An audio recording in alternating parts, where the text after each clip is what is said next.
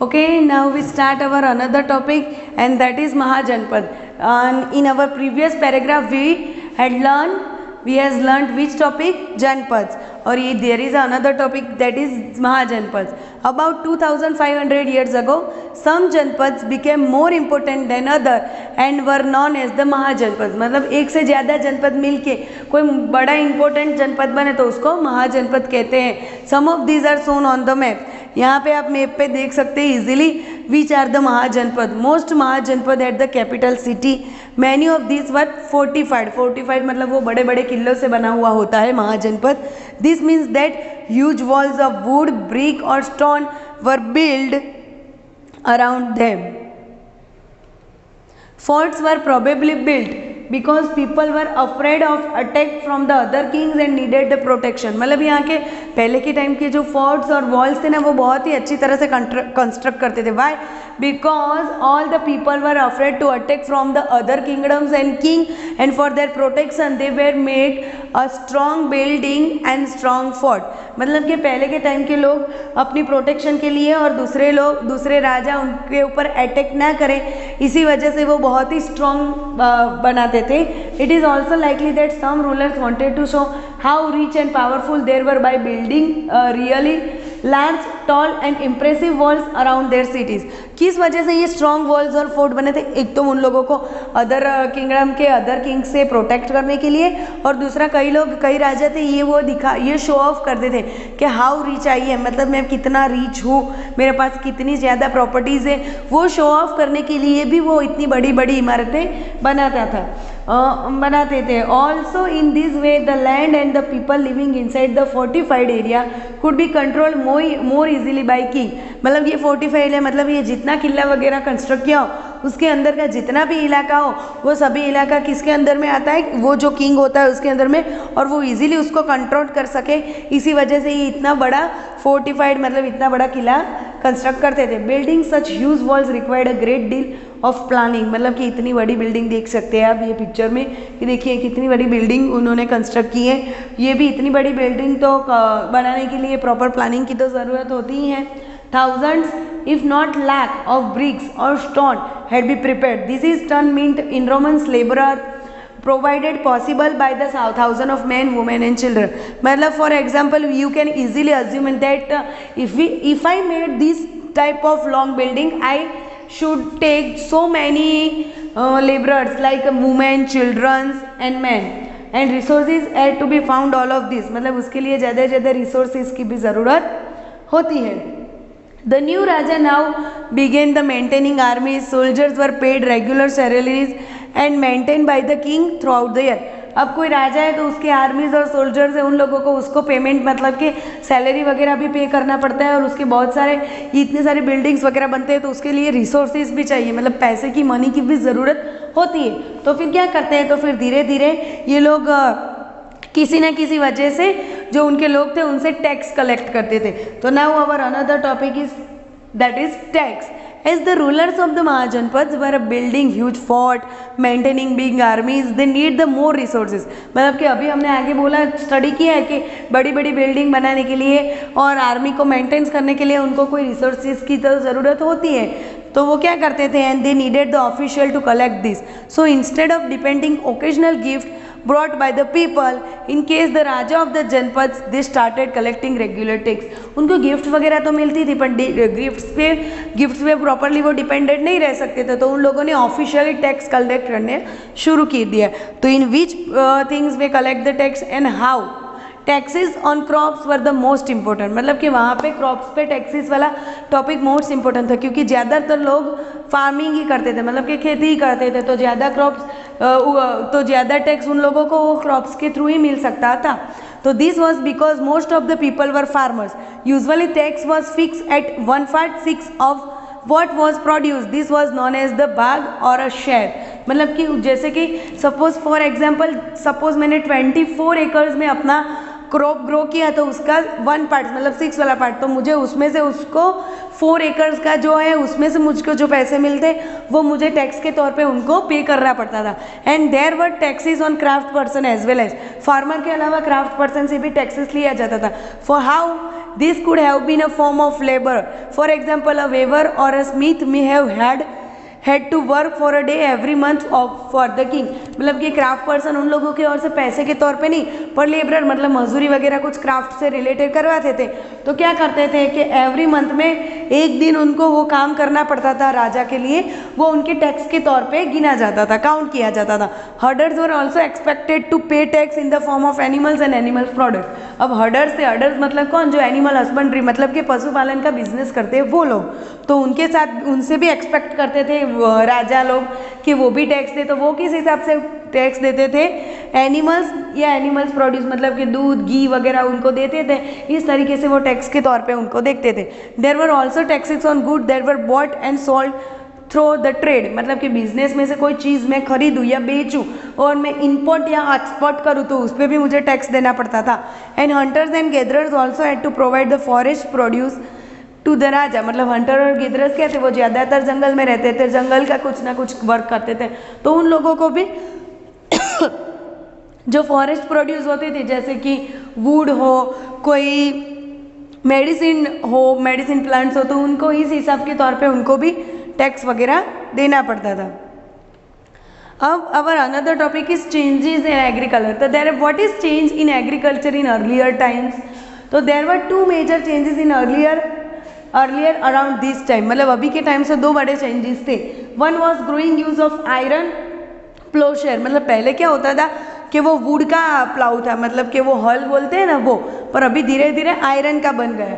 This mean the heavy clay soil would be turn over better than with a wooden ploughshare, मतलब wooden प्लाउशेयर था उससे ज़्यादा iron हो तो आप अच्छी तरह से मिट्टी को उठा भी सकते हैं और हैवीली और जो एकदम जड़ी हुई मिट्टी है उसको भी इजीली प्लाउ कर सकते हो, so that more than grain could be produce हो, तो इसी वजह से क्या होता था कि ज़्यादा ग्रेन भी प्रोड्यूस कर सकते थे।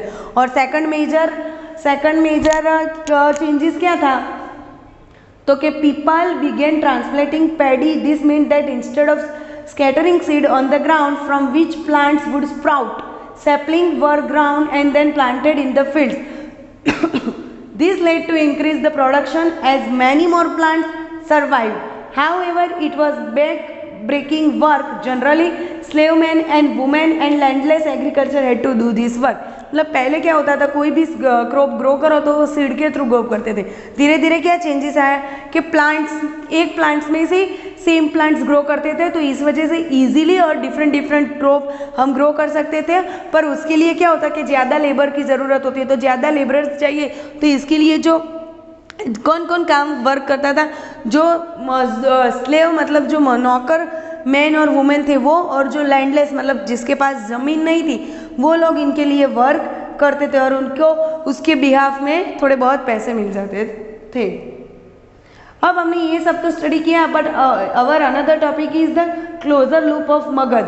मगध एक महाजनपद है, तो उसके बारे में भी हम एक डीपली थोड़ा स्टडी कर लेंगे। Find the Magad on the map of 4. Magad became the most important महाजनपद in about 200 years. मतलब वो महाजनपद, कोई भी जनपद हो ना उसको महाजनपद कन्वर्ट करने के लिए बहुत सारे साल लग जाते, बट ये मगध एक ऐसा था उसने 200 ईयर्स में ही, मतलब 200 साल में ही वो महाजनपद में कन्वर्ट हो गया था, बन गया था। Many rivers such as the Ganga and the Son flow through the Magadh, मतलब मैनी ऐसी रिवर थी कि गंगा और सन वो भी वहाँ से फ्लो होती थी। This was the important for a transport water supply in making the land fertile, और ये इनके लिए इम्पोर्टेंट ये था कि ये ट्रांसपोर्ट के लिए वाटर सप्लाई और वाटर सप्लाई और लैंड फर्टाइल के लिए मेन इम्पोर्टेंट फंक्शन था। Part of the Magad were forested. Elephants which live on the forest could be captured and trained for the army. तो इसका ज़्यादा पार्ट्स क्या था, मगध का के फॉरेस्ट इलाका का ज़्यादा पार्ट्स उसमें आता था, तो क्या करते थे उसमें एलिफेंट ज़्यादा थे, तो एलिफेंट को भी ट्रेन करके उसको आर्मी में भर्ती कर देते थे। Forest also provide the wood for building houses, carts and chariots.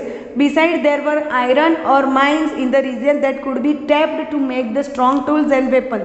तो क्या था कि उसको आयरन के माइंस भी वहाँ पे मिले थे, तो इसकी वजह से क्या होता था कि वो स्ट्रॉन्ग टूल्स आयरन के और वेपन्स भी बना सकते थे.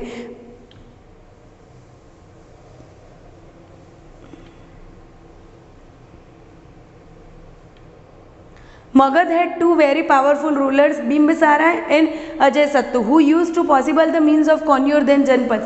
मतलब इनके दो महान एक पावरफुल रूलर्स भी थे. कौन थे? बिंबिसारा एंड अजयसत्तु. उन लोगों ने भी जनपद पे अपना कवर जल्दी कर लिया था. Mahapadananda was another important ruler. He extended his control up to northwest part of the subcontinent and Rajgirira in the Bihar at the capital of Magadha for several years. मतलब कि several years के लिए जो राजगिरा था वो बिहार का capital रह चुका है. And later, more than 2300 years ago, a ruler named Alexander, जिसको हम सिकंदर के नाम से जानते हैं, who live in a Macedonia in Europe, wanted to become the world conqueror.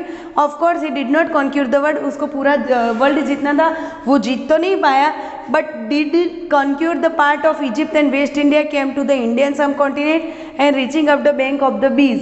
मतलब उसने यूरोप के बहुत सारे पार्ट थे, इजिप्ट, वेस्ट एशिया, वो उसने अपने अंडर में कर रहे थे और इंडिया के बीस नदी के पास आके उन्होंने उनसे स्टॉप कर दिया था. When he wanted to march further eastward, his soldier refuse. वो आगे जाना चाहता था पर उसके जो सोल्जर्स थे उन्होंने सैनिकों ने मना बोल दिया था. They were scared as they heard here that the rulers of India had vast armies and food soldiers, chariots and elephants. वो ये सुन के डर गए थे कि इंडिया की जो आर्मी है बहुत ही स्ट्रांग है, बहुत ही बड़ी है और उसमें चैरियट्स और एलिफेंट सब कुछ थे. तो इसी वजह से उन्होंने क्या कर दिया कि उन्होंने रिफ्यूज़ कर दिया.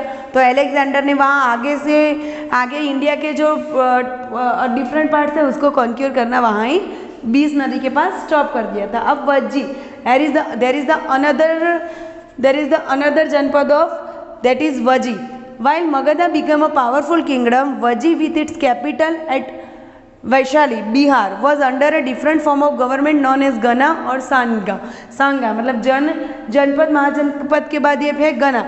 अब there is a one question in your mind, what is गना? तो गना is used for the group that's many members, एक से ज़्यादा मेंबर्स मिलके जो ग्रुप बनता है उसको गना कहते हैं. और संघा किसे कहते हैं? कि मीन्स ऑर्गेनाइजेशन और एसोसिएशन.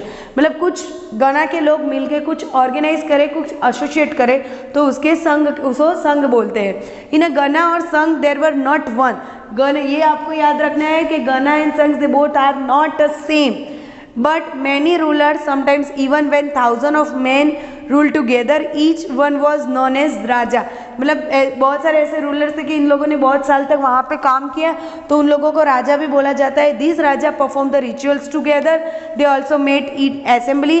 मतलब कि क्या था, गना और संघ ये दोनों डिफरेंट थे पर दोनों के राजा साथ में मिल के कोई रिचुअल्स भी परफॉर्म कर सकते हैं या कोई असेंबली हो तो वो साथ में बैठ भी सकते हैं. Decided what had to done and how through the discussion and debate. मतलब कि गना और गना और संघ के वो दो डिफरेंट थे पर उसके जो राजा है वो आपस में मिलके रिचुअल्स भी फॉलो कर सकते थे, परफॉर्म कर सकते थे, साथ में मिलके कुछ वो असेंबली में भी साथ में मिलते थे और कोई भी प्रॉब्लम हो तो साथ में डिस्कस करके, डिबेट करके, मतलब चर्चा करके क्या करना है वो भी वो फाइंड आउट कर सकते थे. For example, if there were attack by an enemy, they met to discuss what should be done to meet the threat. मतलब कि सपोज उनको ऐसा न्यूज़ मिले कि कोई आर्मी एनिमी है वो उनके ऊपर अटैक करने वाला है तो वो दोनों साथ में मिलके डिस्कस करके और उनके खिलाफ क्या करना है वो सब प्लानिंग भी वो साथ में मिलके करते हैं. However, women, dance and Kamkaras could not participate in this assembly. There is the one most important question is what is a Kamkara? Kamkara is the person that is a landless person. मतलब ऐसे लोग जिनके पास कोई ज़मीन वगैरह नहीं होता है तो that is called the kammakaras. Both the Buddha and Mahavira belong to ganas और संघ. मतलब ये जो बुद्ध भगवान और महावीर के बारे में आपने अगर सुना होगा तो ये लोग भी गना और संघ में से ही बिलोंग करते थे. और some of the most vivid descriptions of life in sangha can be found in Buddhist book. मतलब कि संघ के बारे में ज़्यादा अगर हमको स्टडी करने तो हम बुद्धिस्ट की जो बुक है उसमें इजीली स्टडी कर सकते हैं. Okay, thank you.